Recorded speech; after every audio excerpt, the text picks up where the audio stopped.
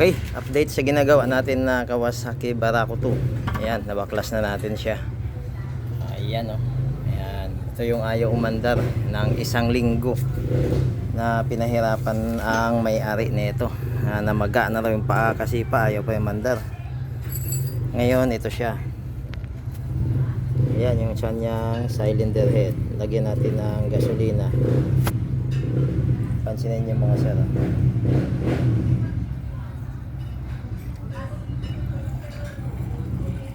Ayan, oh. Okay.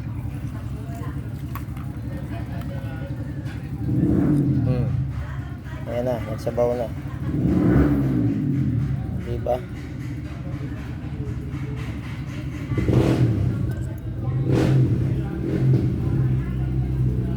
Okay. So singaw yung kanyang intake valve. So sa kanyang exhaust valve, okay. Sa kanyang exhaust valve, parang fitting fit pa naman siya.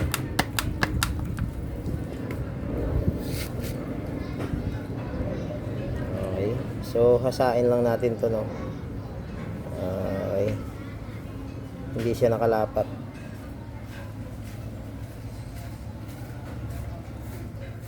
Okay, yan. Wala yung kanyang exhaust. So sa intake lang ang meron. So kitang kita, angat naman talaga siya, oh. Ayan. Ayan. Nakaangat yung kanyang intake valve. Oh, sana hindi ito nabaluktot, no. Okay. Ang gagawin natin dito is baklasin muna natin to para makita natin kung nabaluktot ba o hindi. Okay, update ako ulit sa inyo. Hanggang dito na lang muna mga sir. Maraming salamat. Okay, so ito na mga sir yung update natin sa Kawasaki Barako na dinala dito na ayaw umandar kahit na nagawa na lahat, no. So ayan, oh. Ayan, umandar na. Okay, ayan. So ito yung 7 araw na hindi umandar na ginawa nila na hindi nila nagawa, no. Nagsawa na yung may-ari, dinala dito. Pero kaya lang 1 linggo na bago nila dinala dito, no. Sinubukan muna nila kung magawa. Kaya lang hindi nila nagawa. So dinala dito. So ikakabit pa raw ito sa sidecar. So ayan, umandar na. Bali yung issue dito, no, ay nag-loss compression siya. Kaya hindi na mapaandar, no. So bali yung loss compression nito is intake at saka exhaust talaga mga sir. Ayan, so ang ginawa natin diyan is hinasa natin yung intake at saka exhaust valve. At saka nilinis na rin natin yung kanyang piston. Pati na yung kanyang carburetor. Okay? So ayan na siya, okay na siya ngayon. Goods na siya ulit mga sir.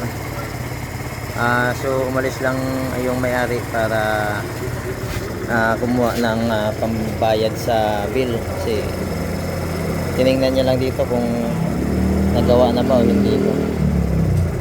So ayan, kapag na encounter nyo yung ganitong problema, no, may kuryente, okay yung gasolina, yung carburetor okay, pero ayaw pa rin umandar.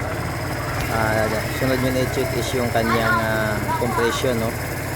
Kasi kung yan ay singaw, sigurado hirap talaga umandar yan, walang minor. At minsan hindi na talaga andar kapag talagang singaw na siya mga sir. Okay? So ayan, hanggang dito na lang. At maraming salamat sa inyong pagsubaybay sa ating Facebook channel. Okay, hanggang dito lang mga sir. Thank you.